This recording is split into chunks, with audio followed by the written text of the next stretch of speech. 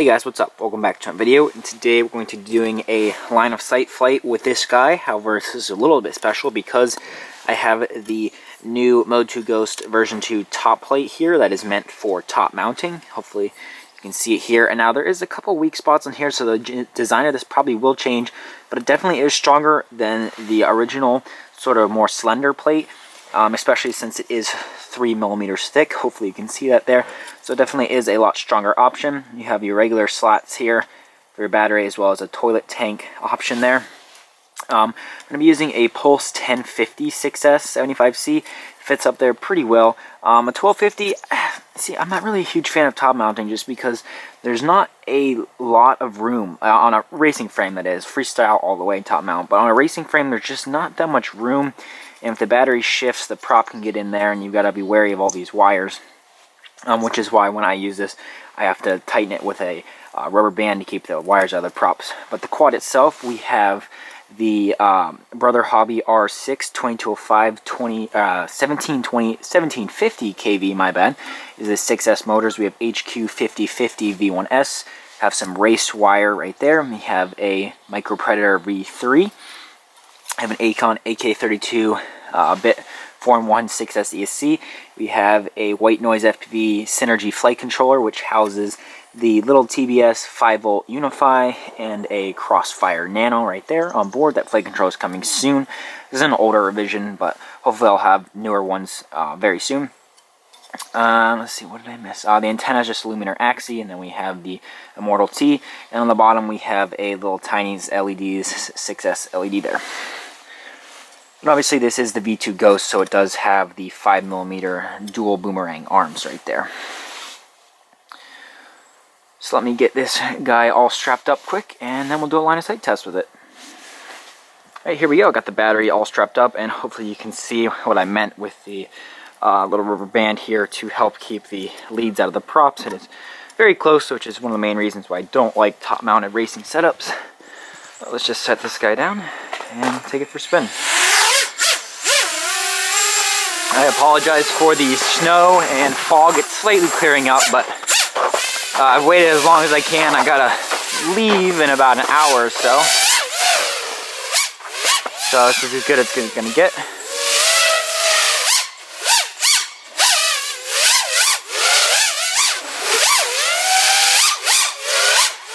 Just getting a feel for the quad here. Definitely, it corners, it feels like everything's better in general, like the tune is better.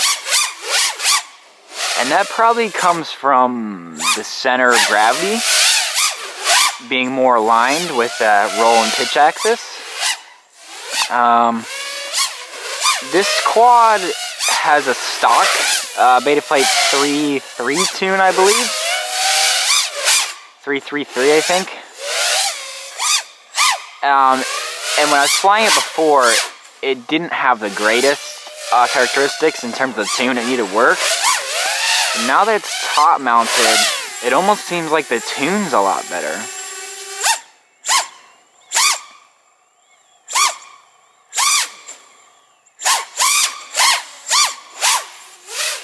And now this is only a 2205 quad, so it's not mega powerful, but using the 1050 battery, it still keeps it pretty light.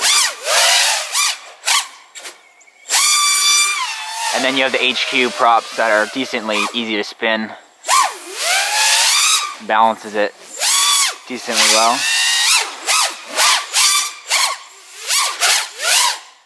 Interesting. It's like flying a freestyle quad in terms of the way it turns, but a lot lighter and more powerful, which I guess makes sense. Interesting. It flies very, very well, that's for sure. And you can do that, which you couldn't do before. Oh, my idle's starting to go. Oh, I don't know. I'm going to have to post a video on Facebook. What's wrong with my quad, guys? My throttle's down. What's wrong with my quad? Just making jokes. Did forget to start my timer, but This battery was HV43 charged. But it is only a 1050, so didn't expect it to last too long.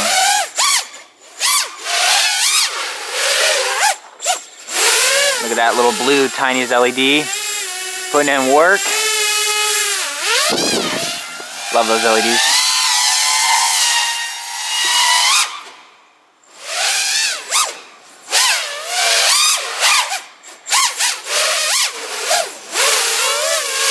Get a close funnel going.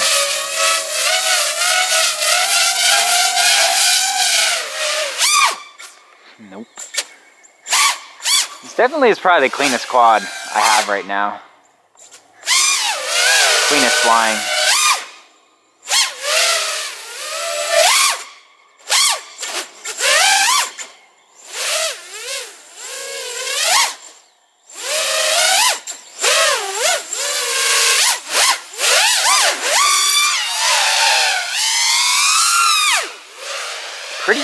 Pretty fast, even though it's 2205.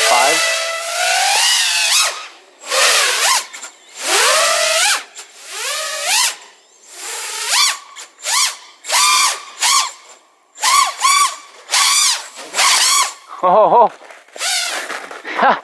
it just hit the ground and it bounced up and I didn't know the orientation, so I disarmed quick and it's just floating above my head, the prop's slowly spinning, and I just rearmed and keep flying.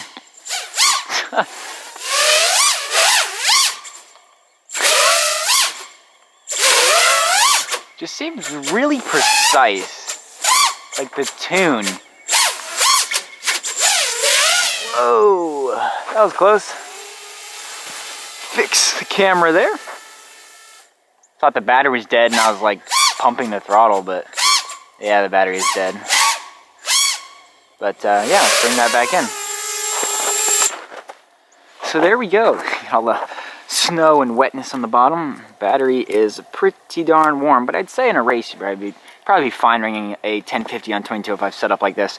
So that was gonna bring us to the end of this line of sight video testing out a top mounted racing quad, and I gotta say I really like it. It flies really surprisingly well, much more balanced, and that probably makes sense obviously because a lot of the weight is now more centralized towards the prop line instead of a lot of the weight being hanging below, because you have the weight of the frame and your electronics and your motors, but the prop line, the thrust line, is actually in the center, so this kind of brings it more towards the middle back again, which is definitely something I prefer for freestyle. And I gotta fly this FPV first, but I'm gonna say that I prefer top mount for racing as well. However, it does bring about a whole slew of issues, because if you crash and your battery shifts, like say I crash and the battery shifts a little bit, and look, now I'm gonna be chopping at my props, it's not gonna work. So it's a lot more safer on the bottom, I would say, especially since a lot of times when you crash, you're crashing face forward, and normally your arms or your top plates can take the brunt, but now you're putting your battery in a lot more susceptible position versus being sort of protected out the back here. So there's a lot of pros and cons of it. I know a lot of people do prefer racing top mount, but I know a lot of people also prefer bottom mount.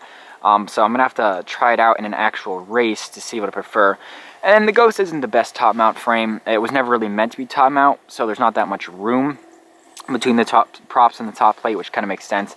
But it is nice with this new top plate, this new 3mm top plate, to be able to experiment. And I definitely do like it for line of sight. And since line of sight crashes are a lot less common, I'd say, especially for me. And if you do line of sight crash, you're probably gonna be fixing stuff anyways, because you probably have to go pick it back up. I think it's a lot more acceptable versus in a race where you have to keep going no matter what. So yeah, it's going to bring us to the end of the video. I'll leave links in the description to all the parts down below. Thanks for watching. Please subscribe, and I'll see you in the next video. Bye.